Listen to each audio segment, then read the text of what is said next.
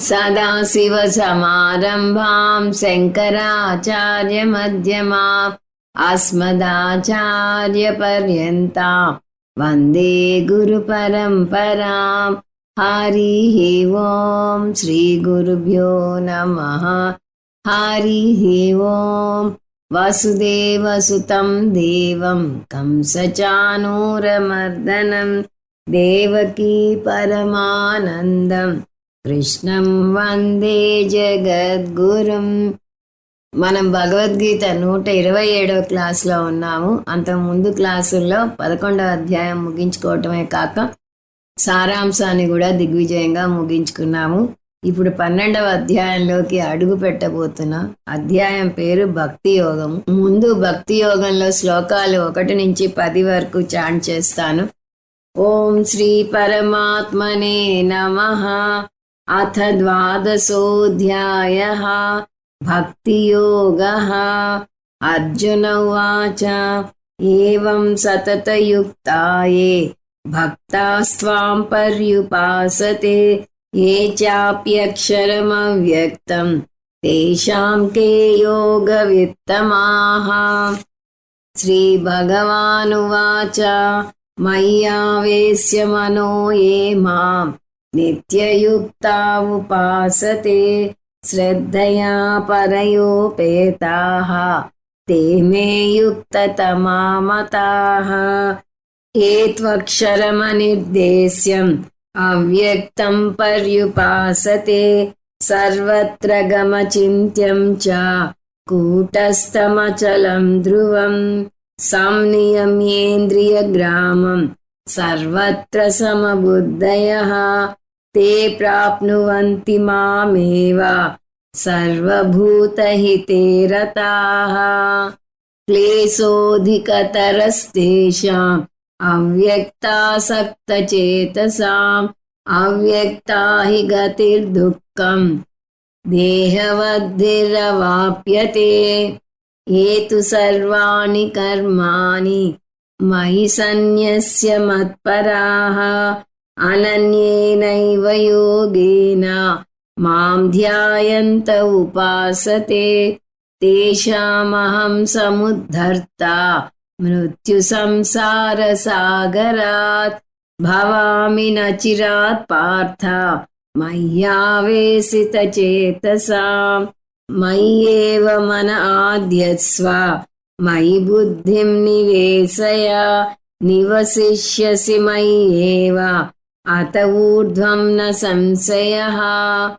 అథ చిత్తం సమాధాతుం న శక్నోషి మయి స్థిరం అభ్యాసయోగేన తతః మామిచ్ఛాప్తుం ధనంజయ.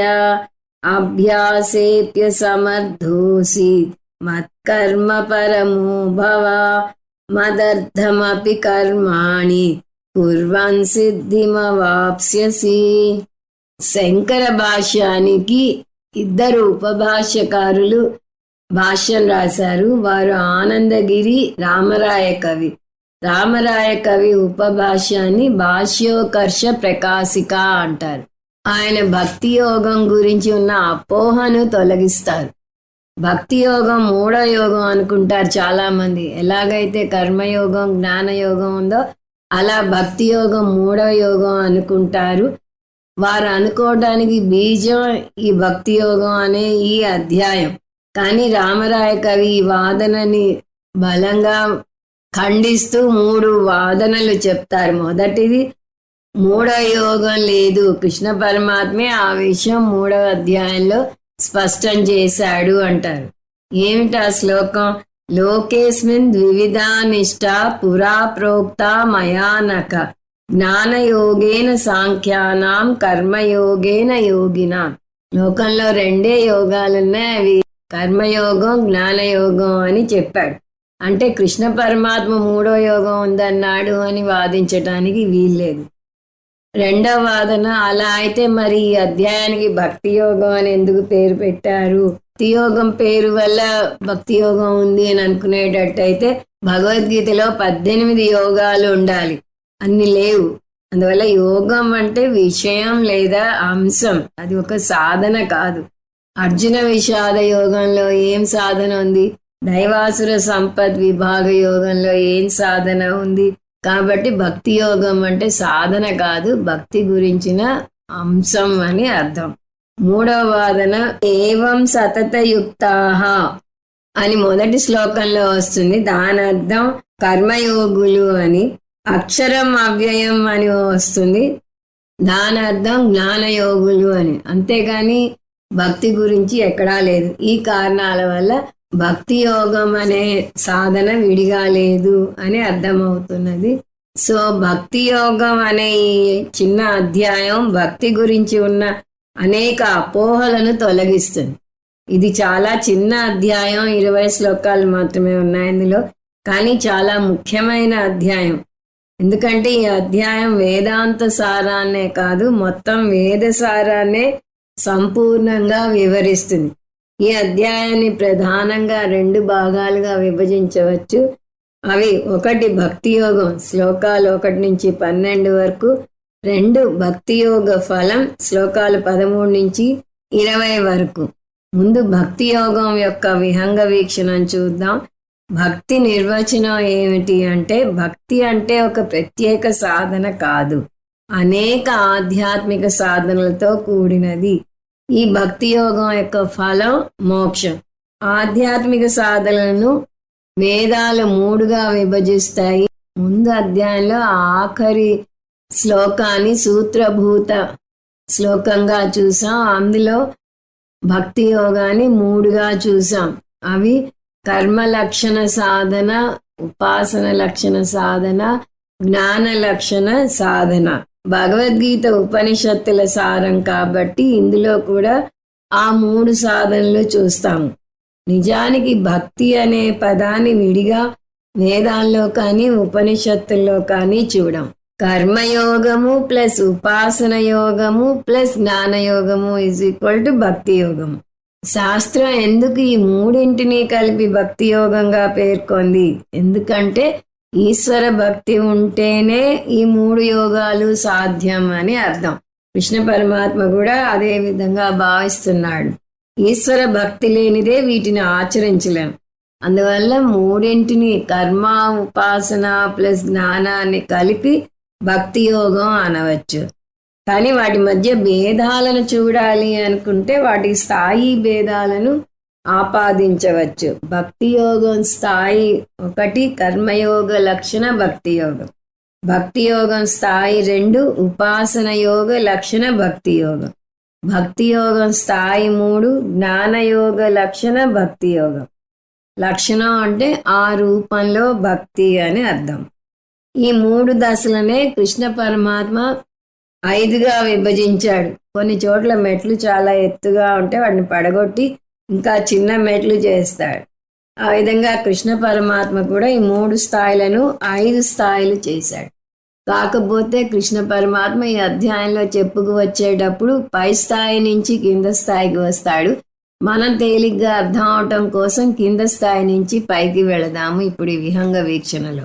ముందు ఆ స్థాయిలు కింద నుంచి చూస్తే, కర్మయోగం స్థాయి 1 సకామ కర్మ ప్రధాన కర్మయోగం, కర్మయోగం స్థాయి 2 నిష్కామ కర్మ ప్రధాన కర్మయోగం, ఉపాసనాయోగం స్థాయి 1 ఏకరూప ఈశ్వర ధ్యానం, ఉపాసనాయోగం స్థాయి 2 అనేక రూప ఈశ్వర ధ్యానం, జ్ఞానయోగం అక్షర ఉపాసన.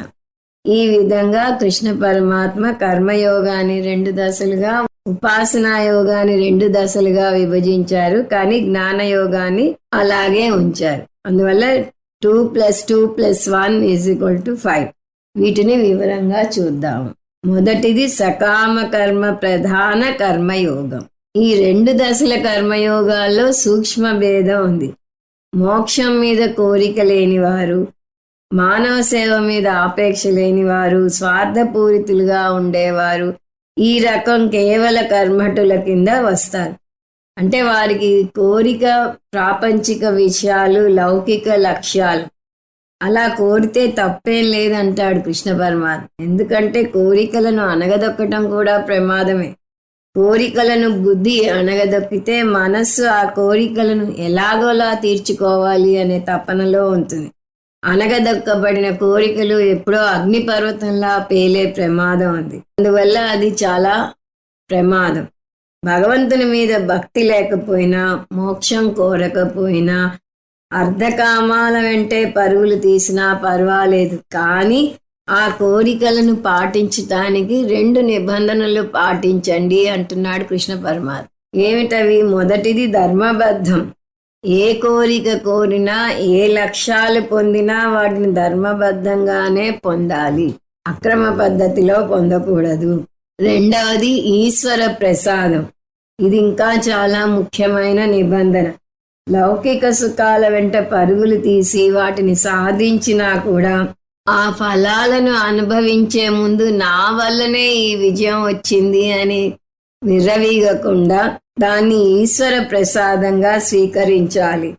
ఒక మామూలు చొక్కా నుంచి ఒక పెద్ద ఇల్లు దాకా మీరు ఏం కొన్నా వాటిని మనసారా అనుభవించండి, తప్పేం లేదు. కానీ వాటిని ఈశ్వర ప్రసాదంగా స్వీకరించి అనుభవించండి. మీరు ఎన్నో కలలు కాని ఉండొచ్చు, ఎన్నో ప్రణాళికలు వేసుకుని ఉండొచ్చు, మీ తెలివితేటల వల్లే మీరు ఆ ఇంటిని పొంది ఉండవచ్చు. కానీ పరమాత్మ ఒక చిన్న కోరిక కోరుతున్నాడు. ఆ ఇంటిని భగవంతుని ఆలయంగా భావించమంటున్నాడు. భగవంతుడు ప్రసాదంగా పంపిన ఆలయంలో మీరు ఉంటున్నారు. ఆ భావన పూర్వకాలం ఎక్కువగా ఉండేది. అందువల్లే పిల్లలకి రామప్రసాద్ అని, కృష్ణప్రసాద్ అని పేర్లు పెడుతూ ఉండేవారు. ఇటువంటి భక్తిని సకామ కర్మ ప్రధాన కర్మయోగం అంటారు అని చూసాం. అంటే కామ్య కర్మలు చేయండి, తప్పులేదు, కానీ ప్రసాద బుద్ధితో చేయండి. నిష్కామ కర్మలు చేయకపోయినా కూడా పర్వాలేదు, కానీ నిషిద్ధ కర్మలు చేయకండి. పరోపకార కర్మలు చేయకపోయినా పర్వాలేదు, ప్రసాద బుద్ధితో వచ్చిన ఫలాన్ని స్వీకరించింది. దీన్నే సకామ కర్మ అనుష్ఠానం అంటారు. సకామ కర్మ అంటే మీ స్వంత ప్రయోజనం కోసం చేసే కర్మలు. సో మొదటి స్థాయి కర్మయోగం అంటే ఈశ్వర ప్రసాద బుద్ధ్యా సకామ కర్మ అనుష్ఠానం. ఇప్పుడు రెండవ అంశానికి వెళ్తే నిష్కామ కర్మ ప్రధాన కర్మయోగం. సకామ కర్మ చేసినా కూడా వచ్చిన కర్మఫలాన్ని ఈశ్వర ప్రసాదంగా స్వీకరిస్తే దృక్పథంలోని మార్పు వల్ల మనసు నెమ్మదిగా శుద్ధి పొందుతూ వస్తుంది. శుద్ధి పొందిన కొద్దీ ఆత్మవిమర్శ మొదలవుతుంది. నా స్వార్థాన్ని నేను చూసుకుంటున్నాను, దేశం నాకేమిచ్చింది అనుకుంటున్నాను, ఇన్నాళ్ళు దేశానికి నేనేమిచ్చాను అని ఆలోచించాలనే తపన నెమ్మదిగా బయలుదేరుతుంది. ఈ ప్రశ్న వచ్చింది అంటేనే చిత్తశుద్ధి కలిగినట్టు అర్థం. సో ఆ ప్రశ్న వచ్చేసరికి నెమ్మదిగా పరోపకార కర్మలు చేసే స్థాయికి ఎదుగుతారు. సో విజయం పొందటం అంటే తీసుకోవటం కాదు, ఇవ్వటం అనే ఎరుక వస్తుంది. అది లౌకిక జీవన విధానానికి ఆధ్యాత్మిక జీవన విధానానికి ఉన్న భేదం. లౌకిక జీవన విధానంలో ఎంత పొందితే అంత విజయం. ఆధ్యాత్మిక జీవన విధానంలో ఎంత త్యాగం చేస్తే అంత విజయం. అందువల్ల కర్మయోగం యొక్క రెండవ స్థాయిలో సకామ కర్మలు తగ్గుతాయి, స్వార్థం తగ్గుతుంది, పరోపకార బుద్ధి పెరుగుతుంది. అందువల్ల ఈ స్థాయిని నిష్కామ కర్మ ప్రధాన కర్మయోగం అంటారు. ఈ కర్మలు పరోపకార కర్మలు, నిష్కామ కర్మలు పంచమహాయజ్ఞాలలోకి వస్తాయి. పరోపకార కర్మలు చేయటానికి అంతకుముందు సమయం ఉన్నట్టే అనిపించేది కాదు. ఎందుకంటే స్వార్థంతో అర్ధకామాల వెంట పరుగులు తీయటమే సరిపోయేది. ఇప్పుడు అలా కాదు, ఇతరులకి సేవ చేసే తీరిక దొరికింది. ఉపకారం కేవలం ధన సాయం రూపంలోనే ఉండాలని లేదు. వారితో కొంత సమయాన్ని గడిపినా కూడా అది ఉపకార కర్మ కిందకే వస్తుంది. 4 మంచి మాటలు చెప్పవచ్చు, మనకున్న జ్ఞానాన్ని వారితో పంచుకోవచ్చు. ఇవన్నీ మళ్ళీ నేను చేస్తున్నాను అనే అహంభావంతో చేయకూడదు, ఈశ్వరార్పణ భావంతో చేయాలి. సో రెండవ స్థాయి కర్మయోగం ఈశ్వరార్పణ భావనయ నిష్కామ కర్మ అనుష్ఠానం లేదా పర ఉపకార అనుష్ఠానం. కర్మయోగంలో ఉన్న ఈ 2 స్థాయిల్లో ఉన్న భేదం చూస్తే సకామ కర్మ స్వార్థపూరిత కర్మ, నిష్కామ కర్మ నిస్వార్థ కర్మ. సకామ కర్మ సంకుచితంగా ఆలోచించేలా చేస్తే నిష్కామ కర్మ ఇతర అవసరాలను గుర్తించేలా చేస్తుంది. సకామ కర్మ వల్ల చిత్తశుద్ధి నెమ్మదిగా వస్తే నిష్కామ కర్మ వల్ల చిత్తశుద్ధి త్వరగా వస్తుంది. సకామ కర్మ ఈశ్వర ప్రసాద భావనతో చేస్తే నిష్కామ కర్మ ఈశ్వరార్పణ భావంతో చేస్తారు. కర్మయోగం నిర్వచనం ఎన్నోసార్లు చూసాం. కర్మయోగం = ఈశ్వరార్పణ బుద్ధి ప్లస్ ఈశ్వర ప్రసాద బుద్ధి. మొదటి దశ వల్ల ఈశ్వర ప్రసాద బుద్ధి అలవడితే ఈ నిష్కామ కర్మ వల్ల ఈశ్వరార్పణ బుద్ధి అలవడుతుంది. సో ఎప్పుడైతే మీరు ఈశ్వరార్పణ బుద్ధితో కర్మలు చేసి ఈశ్వర ప్రసాద బుద్ధితో ఫలాన్ని స్వీకరించడం నేర్చుకుంటారో అప్పుడే మీరు 3వ స్థాయి భక్తికి అర్హులవుతారు. 3వ స్థాయి ఏమిటి? ఉపాసన యోగం. ఆ స్థాయిలో ఈశ్వర ధ్యానం చేస్తారు. ఉపాసన యోగానికి ఎందుకు వెళ్ళాలి? కర్మ చాలదా అంటారు చాలా మంది. ఎందుకంటే చాలా మందికి పరోపకార కర్మలు చేసి దేశ సేవ చేయటం మీదే చాలా మక్కువ ఉంటుంది. నాకు మోక్షం వద్దు, మళ్ళీ వచ్చే జన్మలో కూడా మనిషిగా పుట్టి మళ్ళీ ఈ సేవలు చేయాలి అని కోరేవారే ఎక్కువ ఉంటారు. కానీ శాస్త్రం నిస్సందేహంగా కర్మయోగం గొప్పదే కాదనటం లేదు. అది చిత్తశుద్ధిని కలగజేస్తుంది. ఆధ్యాత్మికంగా ఎదగాలంటే కర్మయోగం పాటించి తీరాలి, నిజమే. కానీ దానికి ఉండే పరిమితులు దానికి ఉన్నాయి అంటుంది. ఏమిటా పరిమితి అంటే కర్మయోగి ఎంతసేపు కర్మల్లో కూరుకుపోతాడు. అతను మొదటి స్థాయిలో ఉంటే సకామ కర్మలే చేస్తూ కూర్చుంటాడు. 2వ స్థాయిలో ఉంటే నిష్కామ కర్మలు చేస్తాడు. అంటే తన గురించి వెంపలాడతాడు లేదా ఇతరుల గురించి ప్రాకులాడతాడు. ఎలా చూసినా కూడా 2 అతని బాహ్యముఖంగా పరుగులు తీయిస్తాయి. నిష్కామ కర్మ చేసినా సకామ కర్మ చేసినా కూడా బహిర్ముఖంగానే ఉంటాడు. ఈ బహిర్ముఖత్వం జ్ఞానయోగానికి రావటానికి ఆటంకం కలగజేస్తుంది. జ్ఞానయోగం అంటే ఆత్మ విచారణ. యో వేద నిహితం గుహాయాం పరమే వ్యోమన్ అంటుంది శాస్త్రం. అంటే జ్ఞానయోగంలో పంచకోశ వివేకం చేయాలి. పంచకోశ వివేకం చేయాలి అంటే అంతర్ముఖులం అవ్వాలి. ఇంద్రియాలు బాహ్యంగా అమర్చి ఉన్నాయి, అందువల్ల అంతర్గతంగా చూడలేకుండా ఉన్నాము అని కఠోపనిషత్తులో వస్తుంది. పరాంచిఖాని వ్యతృణత్ స్వయంభూ తస్మాత్ పరాంగ్ పశ్యతి నాంతరాత్మన్. బాహ్యంగా చూసేవారు ఆత్మజ్ఞానం పొందలేరు. అందువల్ల వారు ఉపాసనకు వచ్చి తీరాలి. ఉపాసన ద్వారానే అంతర్ముఖులు అవుతారు. ఈశ్వరుణ్ణి హృదయంలోకి ఆవాహన చేసి ధ్యానం చేస్తారు. అంటే మనసుకు అంతర్ముఖంగా చూసే సాధనను ఇస్తుంది ఉపాసన. ఉపాసన యోగాన్ని కూడా కృష్ణ పరమాత్మ 2 స్థాయిలుగా విభజించాడు. అవి ఏకరూప ఈశ్వర ధ్యానం, అనేక రూప ఈశ్వర ధ్యానం. సో 3వ దశ ఉపాసన యోగం స్థాయి 1 ఏకరూప ఈశ్వర ధ్యానం. ఈ ఏకరూప ఈశ్వర ధ్యానాన్ని ఇష్టదేవతా ఉపాసన అని కూడా అంటారు. మనం భగవంతుణ్ణి కొలవటంలో 3 దశలను చూస్తూ వస్తున్నాం. అవి ఏకరూప ఈశ్వరుడు, అనేక రూప ఈశ్వరుడు, అరూప ఈశ్వరుడు. ఉపాసనలో ఈ 2 స్థాయిలు వస్తాయి. మొదటి స్థాయి ఏకరూప ఈశ్వరుడు. ఇందులో ఇష్టదేవతని ఎవరన్నా ఎన్నుకునేది రాముడు, కృష్ణుడు, దేవి, లక్ష్మి, సరస్వతి ఎవరన్నా అవ్వచ్చు. భగవంతుని ఒక రూపంలో ఎన్నుకుని ఆ రూపంలో ఉపాసన చేయటం. ఈ ధ్యానాన్ని కృష్ణ పరమాత్మ అభ్యాస యోగం అంటున్నాడు. ఇది 3వ స్థాయి భక్తి. 4 అనేక రూప ఈశ్వర ధ్యానం. ఏకరూప ఈశ్వర ధ్యానం బాగా సాధన చేశాక దాన్ని అనేక రూప ఈశ్వర ధ్యానంగా మార్చుకోమంటున్నాడు కృష్ణ పరమాత్మ. దీన్నే విశ్వరూప ఈశ్వర ధ్యానం అని కూడా అంటారు. ఈ విశ్వరూప దర్శనాన్ని మనం ఇంతకు ముందే 11వ అధ్యాయంలో చాలా వివరంగా చూసాం. ఏకరూప ఈశ్వరుణ్ణే అంతటా చూడగలగటం నేర్చుకోవడమే విశ్వరూప దర్శనం. మీరు ఏ దేవతనైతే కొలుస్తున్నారో ఇష్టంగా ఆ దేవత సర్వాంతర్యామిగా చూస్తారు. కృష్ణుడు ఒకచోటికే పరిమితమైన వ్యక్తి కాదు, ఆయన సర్వవ్యాపకమైన భగవంతుడు. కృష్ణుణ్ణి ఇష్టదేవతగా మాత్రమే ప్రార్థిస్తే ఆయనకు ఒక దేశం కాలం అనే పరిమితులను విధిస్తున్నాం.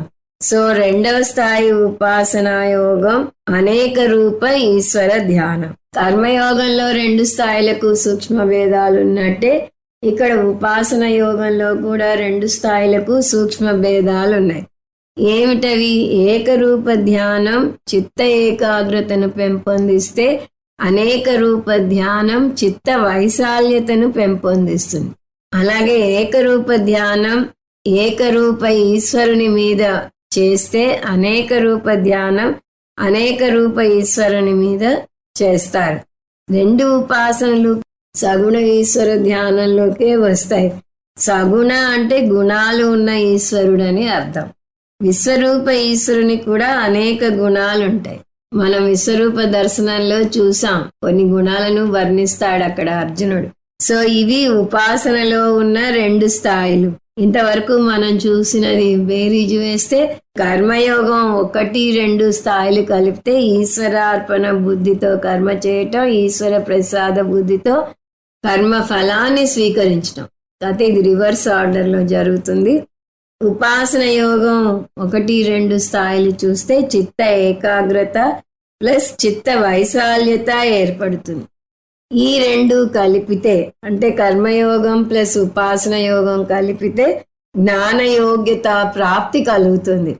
మనం ఎప్పుడూ చూసే వాక్యం కర్మయోగం చేసి చిత్తశుద్ధి పొంది ఉపాసన యోగం చేసి చిత్త ఏకాగ్రత పొందితే జ్ఞానయోగ్యత ప్రాప్తి వస్తుంది. దానివల్ల జ్ఞానయోగానికి వచ్చి శ్రవణ మనన నిధిధ్యాసనలు చేసి జ్ఞానం పొంది మోక్షం పొందాలి. ఇది ఒక సాధకుని ప్రయాణం అని పదే పదే చూస్తూ వస్తున్నాం. అది ఎలా చేయాలి అనేది ఈ అధ్యాయంలో మనకి చాలా స్పష్టంగా వస్తుంది. సో 5వ అంశం అయిన జ్ఞానయోగంలోకి అడుగు పెట్టబోతున్నాము. జ్ఞానయోగం అంటే మనం చూసే అరూప ఈశ్వరుడు లేదా నిర్గుణ బ్రహ్మ. నిర్గుణ ఈశ్వరుని వేదాంతం నిర్గుణ బ్రహ్మ అంటుంది. భగవంతుణ్ణి వ్యావహారిక స్థాయిలో సగుణ ఈశ్వరుడు అంటే పారమార్థిక స్థాయిలో నిర్గుణ ఈశ్వరుడు అంటారు. 7వ అధ్యాయంలో అపరాప్రకృతి పరాప్రకృతి పేర్లు చూసాం.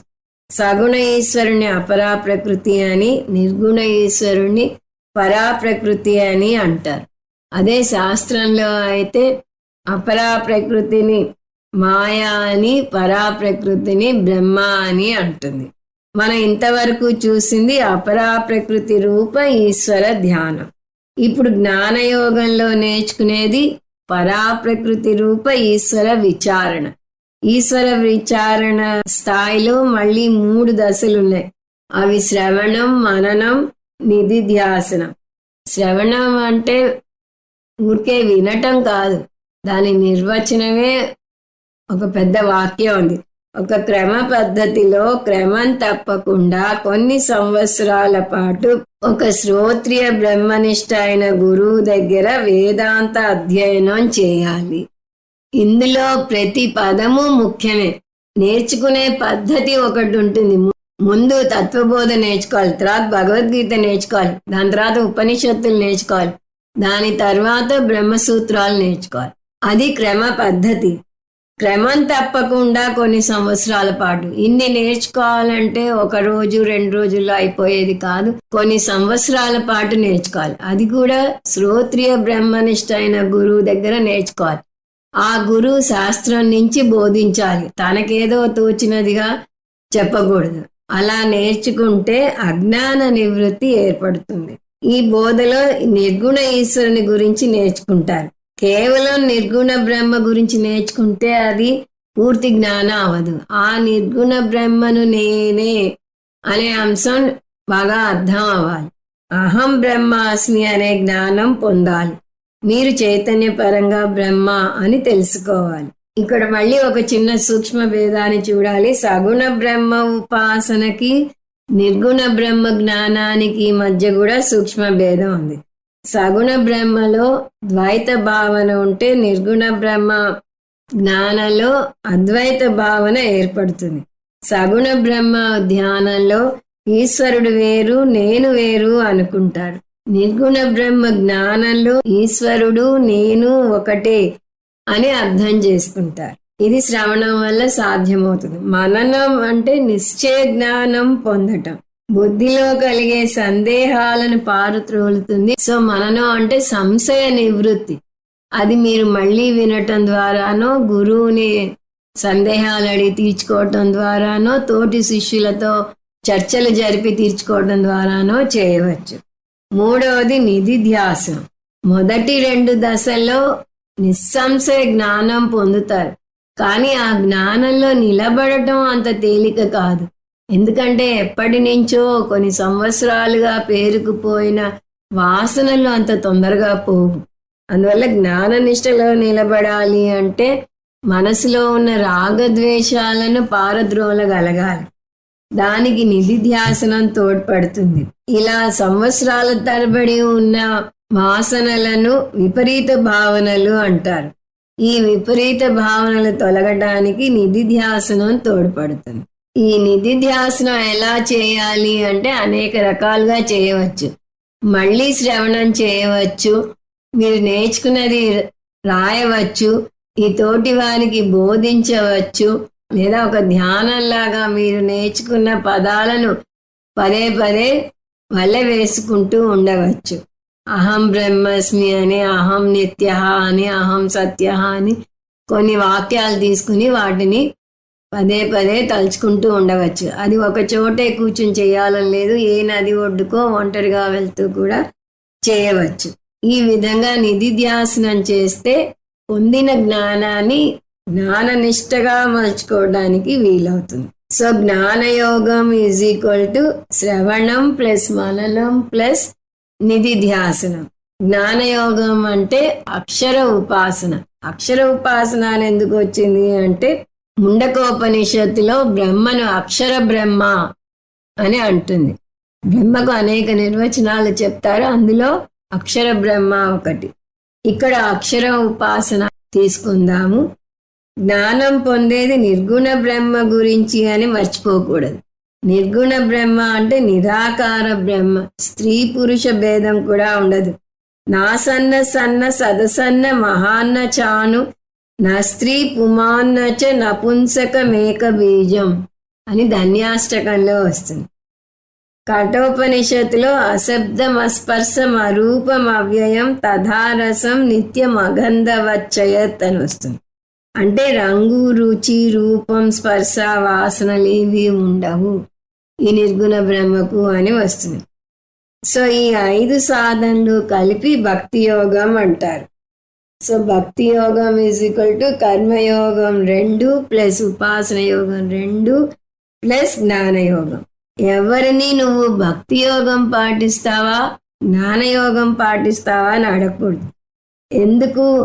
కర్మయోగం ఒక విధమైన భక్తి, ఉపాసన యోగం ఇంకొక విధమైన భక్తి, జ్ఞానయోగం ఇంకొక విధమైన భక్తి. మూడు స్థాయి భేదాలున్న భక్తులు. అది కృష్ణ పరమాత్మే ముందు అధ్యాయంలో చెప్పాడు. అది మళ్ళీ చూద్దాం. ఎవరైనా సరే ఈ 3 స్థాయిలు లేదా కృష్ణ పరమాత్మ విడగొట్టిన 5 స్థాయిలు దాటుకుంటూ రావాలి. ఎవరు పుడుతూనే భగవంతుని మీద భక్తితో పుట్టరు. అనేక లౌకిక విషయాల వెంపర్లాటతో పుడతారు. లౌకిక సుఖాలు కోరుకుంటారు. అందువల్ల ముందు సకామ భక్తితో మొదలు పెట్టడం అతి సహజమైన ప్రక్రియ. వేదమే అనేక సకామ కర్మలను నిర్దేశించింది. ఓం ప్రథమంగా మోక్షం కోరండి అని వేదం ఎన్నడూ ఆదేశించలేదు. 4 పురుషార్థాల్లో కూడా మోక్షం చివరగా చెప్పబడింది. ధర్మార్థ కామ మోక్షాలు అని అంటుంది.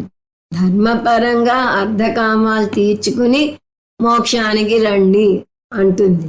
వేదం పుత్రులు పుట్టడానికి, ధనం సంపాదించడానికి, ఆరోగ్యం పొందటానికి, లౌకిక సుఖాలను పొందటానికి అనేక యోగాలను చెప్పింది. ఉదాహరణకు పుత్రులు పుట్టడానికి పుత్రకామేష్టి యాగం చెప్పింది. అలా సకామ కర్మతో మొదలుపెట్టి చివరికి జ్ఞానయోగానికి రమ్మని చెప్పింది. ఈ అధ్యాయంలో మొదటి 12 శ్లోకాల సారాంశం ఇది. రెండవ అంశం ఏమని చూసాం? భక్తి యోగ ఫలం. ఇది శ్లోకాలు 13 నుంచి 20 వరకు. ఈ 5 దశల భక్తిని విజయవంతంగా దాటి ఆత్మజ్ఞానాన్ని పొందిన జ్ఞాని స్వభావాన్ని ఇందులో వర్ణిస్తాడు కృష్ణ పరమాత్మ. జ్ఞానం పొందిన భక్తుడిని జ్ఞాని అని, పరాభక్తుడని అంటారు. అతను అహం బ్రహ్మ అస్మి అనే జ్ఞానం పొంది ఉంటాడు. అటువంటి భక్తుడు నాకు ప్రియతమం అంటున్నాడు. తక్కిన భక్తులు ప్రియం లేదా ప్రియతరం, కానీ జ్ఞాని భక్తుడు ప్రియతమం, అందరికన్నా ఆత్మీయుడు. ఎందుకు? నిర్గుణ భక్తిలో భగవంతునికి భక్తునికి మధ్య దూరం కానీ భేదం కానీ లేదు. భగవంతునితో భక్తుడు ఐక్యం చెందుతాడు. 7వ అధ్యాయంలో అంటాడు, జ్ఞాని త్వాత్మైవ మే మతం, అతను నన్నే పొందుతాడు అన్నాడు అక్కడ. అందువల్ల పరాభక్తుని లక్షణాలను ఈ అధ్యాయం యొక్క 2వ భాగంలో చూస్తాం. ఈ నేపథ్యంతో ఈ అధ్యాయంలోకి అడుగు పెడదాం. శ్లోకం 1. అర్జున ఉవాచ ఏవం సతతయుక్తాయే భక్తాస్త్వాం పర్యుపాసతే ఏ చాప్యక్షరమవ్యక్తం తేషాం కే యోగవిత్తమాః. మొదటి 2 శ్లోకాలు ఉపోద్ఘాత శ్లోకాలు కింద వస్తాయి. ఈ అధ్యాయం అర్జునుడు వేసిన ప్రశ్నతో మొదలవుతుంది. ఆ ప్రశ్న అంతకు ముందు అధ్యాయంలో కృష్ణ పరమాత్మ చేసిన బోధ ఆధారంగా వస్తుంది. దాన్ని అనుప్రశ్న అంటారు. ప్రశ్న అంటే స్వతంత్రంగా వేసే ప్రశ్న. అనుప్రశ్న అంటే అంతకు ముందు నేర్చుకున్న బోధ నుంచి ఉదయించిన ప్రశ్న. అందువల్ల అంతకుముందు కృష్ణ పరమాత్మ చేసిన బోధలోకి ఒకసారి వెళ్దాము. అది 11వ అధ్యాయంలో ఆఖరి శ్లోకం.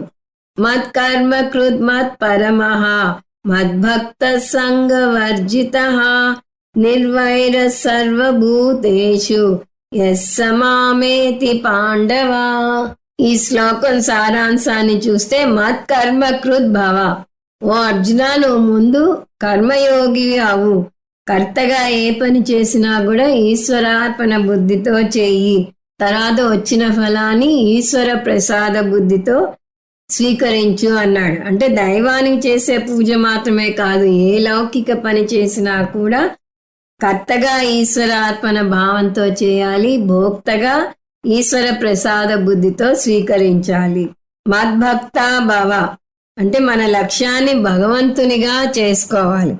భక్తి ఏర్పడిన కొత్తలో భగవంతుణ్ణి లక్ష్యంగా చేసుకోకపోయినా దాని తర్వాత భగవంతుణ్ణి లక్ష్యంగా చేసుకుని లౌకిక విజయాలను మార్గంగా మార్చుకోవాలి. అంటే తీవ్ర ముముక్షుత్వం పెంచుకోవాలి. తర్వాత మత్ పరమహాభవ, నెమ్మదిగా తీవ్ర ముముక్షుత్వం పెంచుకుంటే మోక్షం మీద ఇచ్చ ఏర్పడుతుంది. మోక్షం మాత్రమే లక్ష్యంగా మారుతుంది.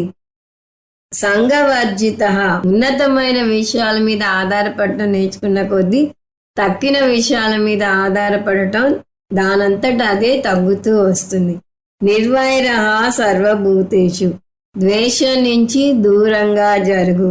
కృష్ణ పరమాత్మ ఇక్కడ మనం హెచ్చరిస్తున్నాడు. ఏమని? రాగం తగ్గించుకోమని చెప్తే ద్వేషం పెంచుకోమని కాదు, ద్వేషాన్ని కూడా తగ్గించుకోవాలి అని. అలా చేస్తే ఏమవుతుంది?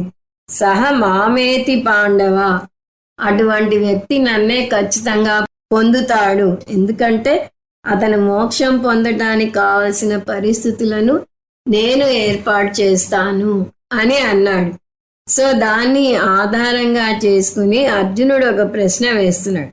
ఏమిటది? సగుణ భక్తుడు గొప్పవాడా, నిర్గుణ భక్తుడు గొప్పవాడా? నిర్గుణ భక్తుడు గొప్పవాడా అంటే సగుణ ఈశ్వరుణ్ణి ధ్యానించే భక్తుడు ఎక్కువ, లేదా నిర్గుణ ఈశ్వరుణ్ణి ధ్యానించే భక్తుడు ఎక్కువ? అంటే సగుణ భక్తుడు గొప్పవాడా, నిర్గుణ భక్తుడు గొప్పవాడా? అంటే సగుణ ఈశ్వరుణ్ణి ధ్యానించే భక్తుడు ఎక్కువ, లేక నిర్గుణ ఈశ్వరుని అర్థం చేసుకునే భక్తుడు ఎక్కువ? ఇది ఇతని ప్రశ్న. చాలా ముఖ్యమైన ప్రశ్న ఇది. మొదటి భాగంలో సగుణ ఈశ్వర భక్తుడిని వర్ణిస్తున్నాడు. భక్త త్వాం పర్యుపాసతే, కొంతమంది భక్తులు ఉన్నారు, వారు సగుణ ఈశ్వరుణ్ణి ధ్యానం చేస్తారు. ఎలా చేస్తారు? సతతయుక్తాహ, ఒక తపనతో నిరంతరము చేస్తారు. సగుణ ఈశ్వరుని 2 స్థాయిల్లో కొలుస్తారని చూసాం. ఏమిటది? ఏకరూప సగుణ ఈశ్వరునిగా, అనేక రూప సగుణ ఈశ్వరునిగా. ఈ రెండు స్థాయిల్లో అర్జునుడు ఏ స్థాయి గురించి అడుగుతున్నాడు అంటే, ఏవం ఏకాదశ అధ్యాయయుక్త ప్రకారేణ అంటే 11వ అధ్యాయంలో వివరించబడిన ఈశ్వర ధ్యానం చేసిన వారు. 11వ అధ్యాయంలో ఏ ధ్యానం చెప్పబడింది? అనేక రూప ఈశ్వరుని గురించి చెప్పబడింది. అందువల్ల ఈశ్వరుని యొక్క విశ్వరూప దర్శనం చేసిన లేదా అనేక రూప ఈశ్వర ధ్యానం చేసిన భక్తుల గురించి ఇక్కడ అడుగుతున్నాడు. అందువల్ల ఏవం అంటే విశ్వరూప సగుణ ఈశ్వరుడు. తర్వాత పాదంలో నిర్గుణ భక్తులను పరిచయం చేస్తున్నాడు అర్జునుడు. ఏ చాపి మరికొందరు ఉన్నారు.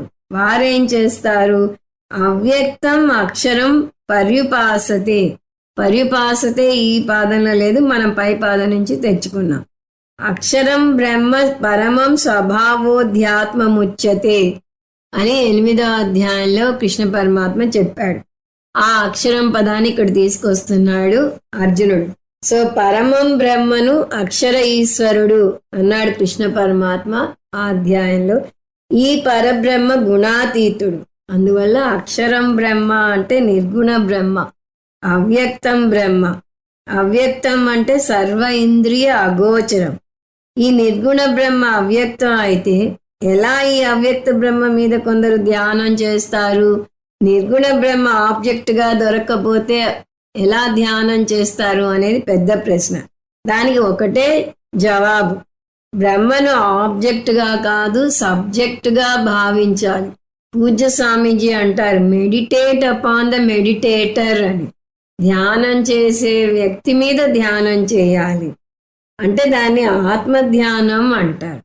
అలా కొంతమంది నిర్గుణ బ్రహ్మ ధ్యానం చేస్తారు. ఇప్పుడు అర్జునుని ప్రశ్న ఏమిటి? అతను 2 రకాల మనుషులని ప్రవేశపెట్టాడు. ఒకటి ఉపాసన ధ్యానంలో 2వ స్థాయి గురించి చెప్పాడు.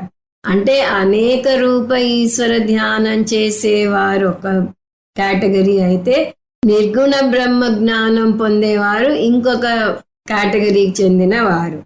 తేషాం తయోర్ మధ్యే అంటారంటే వీరిద్దరిలో కే యోగ విత్తమాహ ఎవరు శ్రేష్ఠులు? సగుణ బ్రహ్మ ఉపాసకుడు శ్రేష్ఠుడా, నిర్గుణ బ్రహ్మ ఉపాసకుడు శ్రేష్ఠుడా?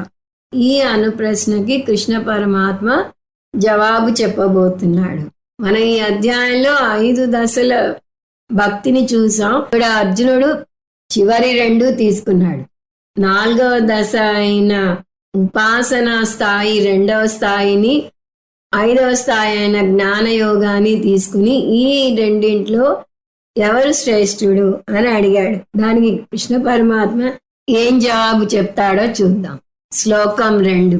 శ్రీ భగవానువాచ మయ్యావేశ్య మనో ఏ మాం నిత్యయుక్తా ఉపాసతే శ్రద్ధయా పరయోపేతాః తే మే యుక్తతమా మతాః.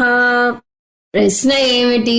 ఒక్క ముక్కలో చెప్పాలి అంటే సగుణ భక్తి గొప్పదా, నిర్గుణ భక్తి గొప్పదా? ఎవరినైనా ఈ ప్రశ్న అడిగితే వారు చెప్పే జవాబు సగుణ భక్తి గొప్పది అంటారు. ఎందుకంటే సగుణ భక్తిలో నానాత్వం ఉంది, అందం ఉంది, భగవంతుని గురించిన వర్ణన అనేక రకాలుగా వస్తుంది. కృష్ణ పరమాత్మని తలుచుకోగానే మనకి గుర్తొచ్చే పాట లేదా వర్ణన అధరం మధురం, వదనం మధురం, నయనం మధురం అని వస్తుంది. అదే నిర్గుణ బ్రహ్మ గురించి చెప్పాలి అంటే రంగు, రూపు, శబ్దం, స్పర్శ, గంధాలకు అందడు అని వస్తుంది. అలా నిర్గుణ బ్రహ్మ ఎవరికి నచ్చుతారు? చాలా దర్శనాలు అసలు నిర్గుణ బ్రహ్మ దాకా రానేరావు, సగుణ బ్రహ్మ దగ్గరే ఆగిపోతాయి. అందువల్ల ఈ రెండింటిలో ఏది శ్రేష్టం అంటే సగుణ బ్రహ్మే శ్రేష్టం అని అంటారు. కానీ ఈ ప్రశ్నకు అందరూ ఇచ్చే జవాబు పక్కన పెడితే అసలు జవాబు ఏమిటి? అసలు జవాబు ఈ ప్రశ్నే తప్పు. తప్పుడు ప్రశ్నకు సరైన జవాబే లేదు. ఎందుకు? మీరు ఒక క్లిప్పును చూపించి దాని బరువు ఎన్ని కిలోమీటర్లు లేదా ఎన్ని సెంటీమీటర్లు అంటే ఎలా ఉంటుంది? దానికి జవాబు చెప్పకుండా ప్రశ్న అడిగిన వారిని తేరిపార చూస్తారు. ఎందుకు? ఒక వస్తువు యొక్క బరువును కిలోమీటర్లలోనో సెంటీమీటర్లలోనో కొలవరు. ఈ రెండు దూరాన్ని కొలవడానికి వాడతారు. నిజానికి ఈ పొరపాటు అర్జునుడు 3వ అధ్యాయంలోనే చేశాడు. అక్కడ ఏమని అడిగాడు? అర్జున ఉవాచ జ్యాయసి చేత్ కర్మణస్తే మతా బుద్ధిర్జనార్దన తత్కిం కర్మణి ఘోరే మాం నియోజయసి కేశవ. ఓ జనార్దన, ఓ కేశవ, నీ అభిప్రాయం బట్టి కర్మ కంటే జ్ఞాన మార్గమే శ్రేష్టమైనప్పుడు భయంకరమైన ఈ యుద్ధాన్ని చేయమని నన్ను ఎందుకు ప్రేరేపిస్తున్నావు అని అడుగుతాడు. అంటే అక్కడ కర్మ మార్గం శ్రేష్టమా జ్ఞాన మార్గం శ్రేష్టమా అని అడిగాడు. వీటిలో చాయిస్ లేదు, కర్మ చేసి జ్ఞానానికి రావాలి అని అక్కడ నేర్చుకున్నాడు. మళ్ళీ ఇక్కడ అలాంటి ప్రశ్నే అడుగుతున్నాడు. ఉపాసన శ్రేష్టమా జ్ఞానం శ్రేష్టమా అని సందేహం. అక్కడ 2 విషయాలు ఎన్నుకుని ఈ రెండింటిలో ఏది గొప్పది అని అడగాలి అంటే ఆ 2 విషయాలు ఒకటే స్థాయికి చెందినవై ఉండాలి.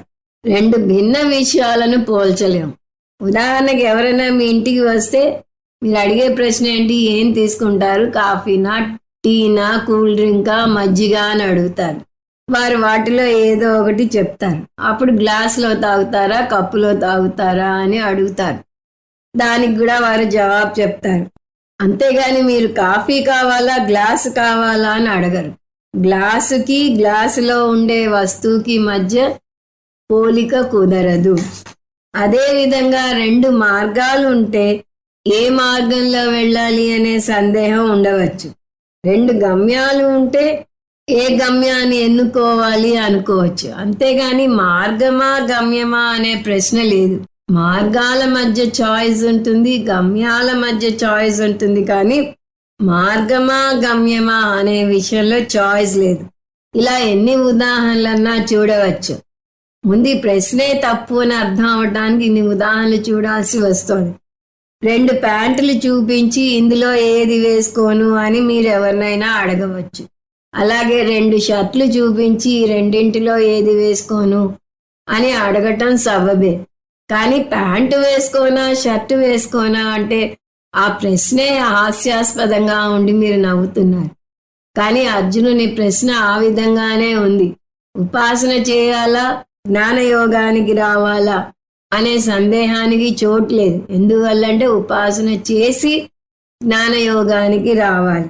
అందువల్ల పోలిక ఎప్పుడూ 2 సమాన వస్తువుల మధ్య వస్తుంది. ఆ సూత్రం ప్రకారం సగుణ భక్తి నిర్గుణ భక్తులను ఎన్నడూ పోల్చలేము. ఎందుకంటే సగుణ భక్తి సాధన అయితే నిర్గుణ భక్తి సాధ్యం.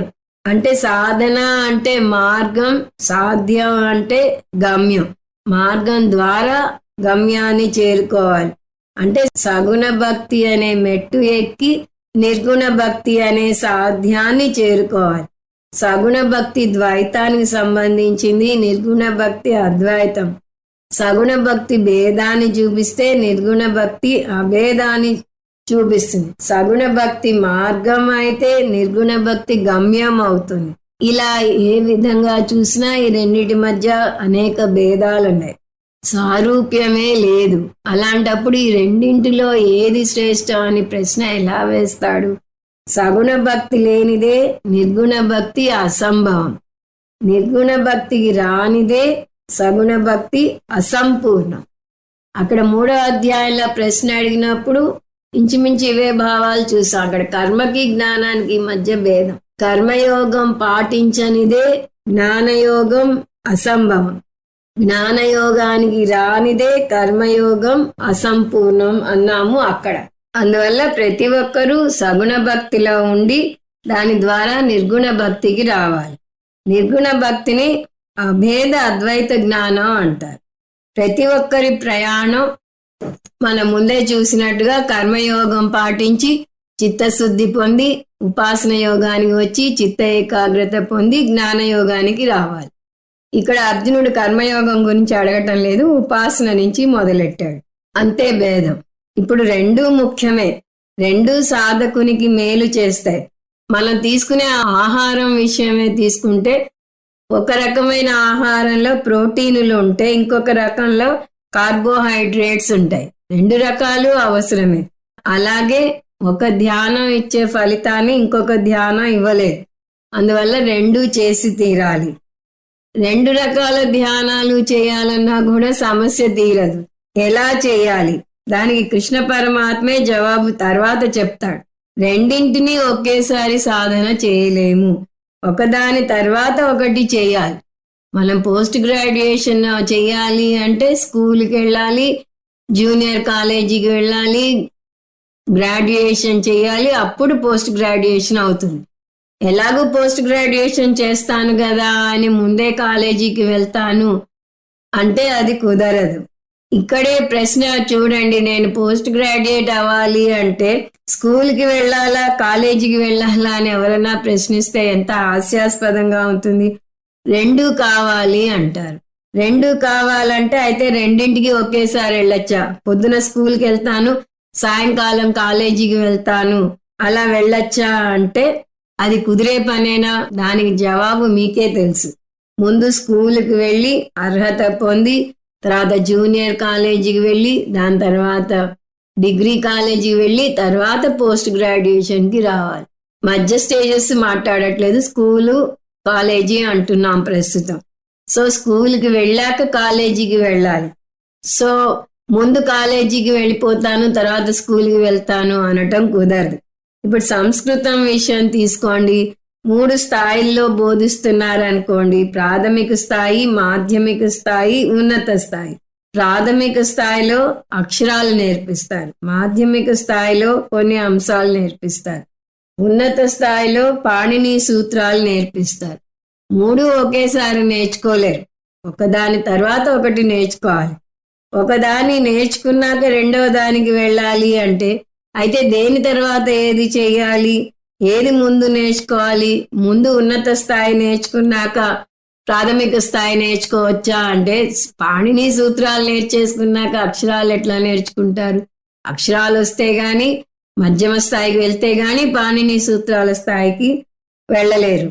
అందువల్ల ప్రతిదానికి ఒక పద్ధతి ఉంటుంది. ప్రాథమిక స్థాయి నుంచి క్రమేపీ ఉన్నత స్థాయికి ఎదగాలి. అలాగే స్కూలు నుంచి క్రమేపీ కాలేజీకి రావాలి. ఇప్పుడు ఈ 2 ధ్యానాల విషయం తీసుకుంటే ఏది ముందు చేయాలి అంటే సగుణ ధ్యానం నుంచి నిర్గుణ ధ్యానానికి రావాలి. సగుణ ధ్యానంలో మొదటి దశ చిత్త ఏకాగ్రతను కలగజేస్తే రెండవ దశ చిత్త వైశాల్యతను కలగజేస్తుంది అని చూసాం.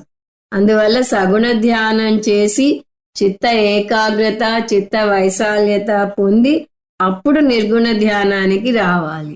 అందువల్ల ఈ రెండింటిలోనూ ఏది శ్రేష్టం అనే ప్రశ్నే తప్పు. కానీ కృష్ణ పరమాత్మ అతని ప్రశ్నను చూసి నవ్వడు, ఇంత చెప్పినా నీకు అర్థం కాలేదా అని వెక్కిరించాడు, అతన్ని కించపరచాడు.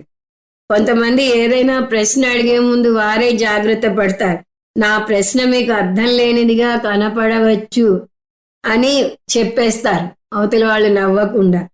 అసలు ఏదైనా ప్రశ్నకి జవాబు తెలిసాక ఆ ప్రశ్న అర్థం లేనిదిగానే అనిపిస్తుంది. కానీ జవాబు తెలిసేంత వరకు ఆ ప్రశ్నే చాలా ముఖ్యమైన ప్రశ్నగా అనిపిస్తుంది. ఆ విషయం గురువుకి కూడా బాగా తెలుసు.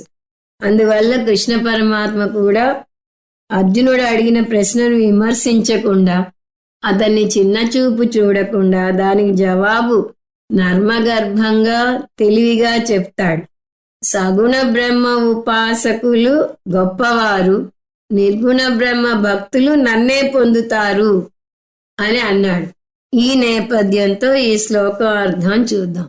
శ్రీ భగవాను వాచ, భగవంతుడు జవాబు చెప్తున్నాడు. మయి ఆవేశ్య మనః ఏ మాం ఉపాసతే. కొంతమంది భక్తులు నన్ను ధ్యానం చేస్తారు. మాం అంటే నన్ను. ఎటువంటి నన్ను? సగుణ మాం అని మనం కలుపుకోవాలి. ఎందుకంటే ప్రశ్న ఏమిటి? సగుణ ఈశ్వర భక్తి ఉన్నవాళ్ళు నిర్గుణ జ్ఞానం పొందినవారు అని అడిగాడు. సో ఇక్కడ సగుణ ఈశ్వరుడు, సగుణ మాం అని కలుపుకోవాలి. సో సగుణ ఈశ్వరుడు అంటే ఈ 2 స్థాయిల్లో ఏదైనా అవ్వచ్చు. ఈశ్వర ఉపాసనని 2 స్థాయిలుగా చూసాం. ఏమిటవి? ఏకరూప ఈశ్వరుడు, అనేక రూప ఈశ్వరుడు. అనేక రూప ఈశ్వరునికి ఇంకొక పేరు విశ్వరూప ఈశ్వరుడు. సో విశ్వరూప ఈశ్వరుడు కూడా సగుణ రూపంలోకే వస్తాడు. విశ్వరూప ఈశ్వర దర్శనం అయ్యాక ఈ ప్రశ్న వేశాడు కాబట్టి మనం ఇక్కడ ప్రత్యేకించి ఈశ్వర ఉపాసన అంటే విశ్వరూప ఈశ్వర ఉపాసన అని అర్థం చేసుకోవచ్చు. ఈ ధ్యానం ఎలా చేస్తారు? మయి ఆవేశ్య, వారి మనసును నా మీదే నిలిపి, అంటే ఏకాగ్ర చిత్తంతో ధ్యానం చేస్తారు. నా మీదే నిలిపి ధ్యానం చేస్తారు అంటే ఏదో ఒకరోజు చేసి 4 రోజులు మానేయటం కాదు, సతతం ప్రతిరోజు చాలాసేపు చేస్తారు. నిత్యయుక్తాహ, నిరంతరం చేస్తారు. సో 2 అంశాలు, ప్రతిరోజు చేయటం, చేసిన రోజు కూడా నిరంతరం ధ్యానం చేయడం. అంటే ఒక అంకిత భావంతో, క్రమం తప్పకుండా ఒక తపనతో ఈశ్వర ధ్యానం చేస్తారు. పరయా శ్రద్ధయా ఉపేతాహ, వారికి నా మీద అత్యంత భక్తి శ్రద్ధలు ఏర్పడతాయి అంటున్నాడు. అంటే ఉపాసన చేస్తే లౌకిక విజయాలు పొందటం కన్నా చిత్త ఏకాగ్రత, చిత్త వైశాల్యత పెరుగుతుంది, జ్ఞాన యోగ్యత ప్రాప్తి కలుగుతుంది అని చూసాం. అందువల్ల ఆధ్యాత్మిక ఎదుగుదల ఉంటుంది. ఆధ్యాత్మిక ఎదుగుదల అంటే ఇదే, చిత్తశుద్ధి, చిత్త ఏకాగ్రత, చిత్త వైశాల్యత. ఈ మార్పు బాహ్యంగా కనపడకపోవచ్చు, కానీ ఈ ఉపాసకులు భగవంతుని మీద అపారమైన భక్తి శ్రద్ధలతో సగుణ ఈశ్వర ధ్యానం చేస్తారు. తేమే యుక్తతమా మతాహ, అటువంటి సగుణ ధ్యానం చేసేవారు అత్యుత్తములు. ఇక్కడ సగుణ ఉపాసకులను కీర్తిస్తున్నాడు. వారు చాలా శ్రేష్టం అంటున్నారు. డిగ్రీస్ లో 3 డిగ్రీస్ ఉంటాయి, positive degree, comparative degree, superlative degree. Great, greater, greatest. అదే తెలుగులో చూస్తే శ్రేష్టం, శ్రేష్టతరం, శ్రేష్టతమం. ఈ ఉపాసకులు శ్రేష్టతమం అంటున్నాడు. ఎవరికన్నా శ్రేష్టతమం? ఇక్కడ జ్ఞానం పొందిన వారికన్నా శ్రేష్టతమం అని తీసుకోకూడదు. ఎందుకంటే జ్ఞానం అత్యున్నత స్థాయి, వారికన్నా వీరు శ్రేష్టతమం అవరు. మరి ఎవరికన్నా శ్రేష్టతమం అంటే మనం భాష్యంలో చూస్తాం. 5 దశలు కృష్ణ పరమాత్మ చెప్పాడు. అనేక రూప ఈశ్వర ధ్యానం చేసేవారు 4వ దశలోకి వస్తారని చూసాం. కాబట్టి ఈ 4వ దశలో వారు మొదటి 3 దశల వారితో పోలిస్తే శ్రేష్టతమం. మొదటి 3 దశలు ఏమిటి? కర్మయోగం దశ 1, సకామ కర్మ, కర్మయోగం దశ 2, నిష్కామ కర్మ, ఉపాసన యోగం దశ 1, ఏకరూప ఈశ్వర ధ్యానం. ఈ ముగ్గురితో పోలిస్తే ఉపాసన యోగం 2, అనేక రూప ఈశ్వర ధ్యానం చేసేవారు శ్రేష్టతమం. మరి నిర్గుణ జ్ఞానం పొందిన వారి సంగతి ఏమిటి? అది వచ్చే శ్లోకంలో వస్తుంది. నిర్గుణ ఉపాసకులు నన్నే పొందుతారు అని చెప్తున్నాడు. దీనివల్ల ఈ రెండిటి మధ్య పోలిక లేదు అని చెప్పకనే చెబుతున్నాడు. అదేంటో వచ్చే క్లాస్లో చూద్దాం. ఓం తత్సత్. సర్వం శ్రీకృష్ణార్పణమస్తు.